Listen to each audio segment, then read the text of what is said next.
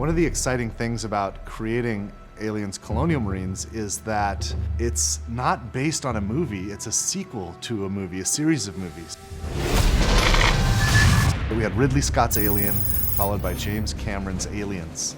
These movies defined science fiction for so many people, and it's humbling that my studio and I get to create a sequel to these films in video game form.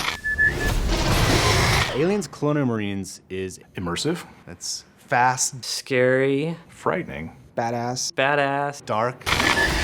How many fingers am I holding up? He's fine.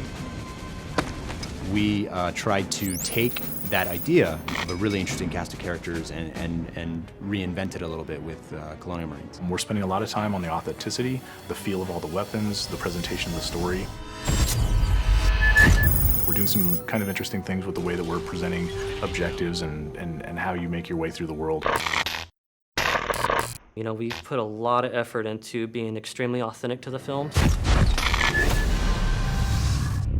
We're trying to be very much within canon, and we know that a lot of the hardcore fans take this very seriously. In the past, we've gotten some feedback on screenshots or on some of the news release, and we take that stuff very, very seriously. We've made changes to the game to make sure that this is what the fans really, really want, and it actually hits the expectations that everyone has.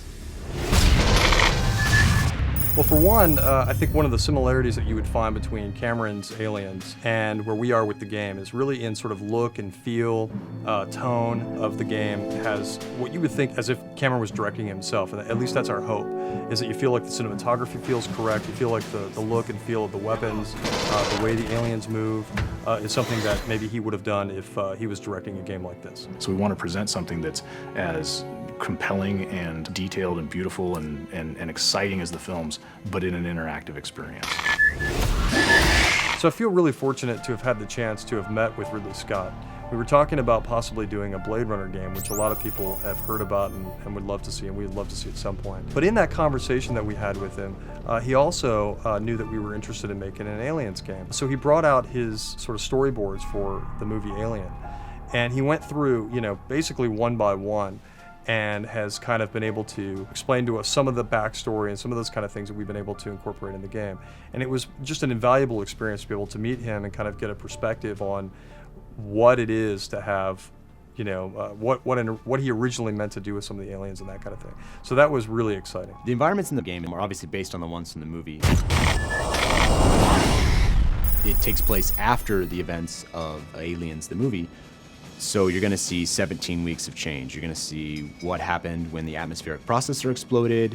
You're going to see what the surviving aliens have done to the planet. You're going to see what Weyland-Yutani has done to the planet. You're going to see what Weyland-Yutani has done to the derelict.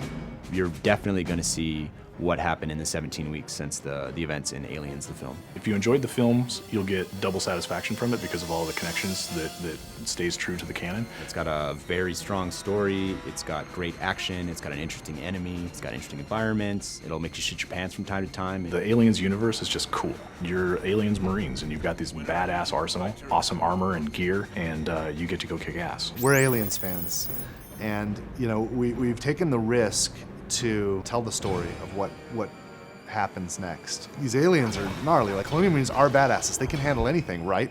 Except for this.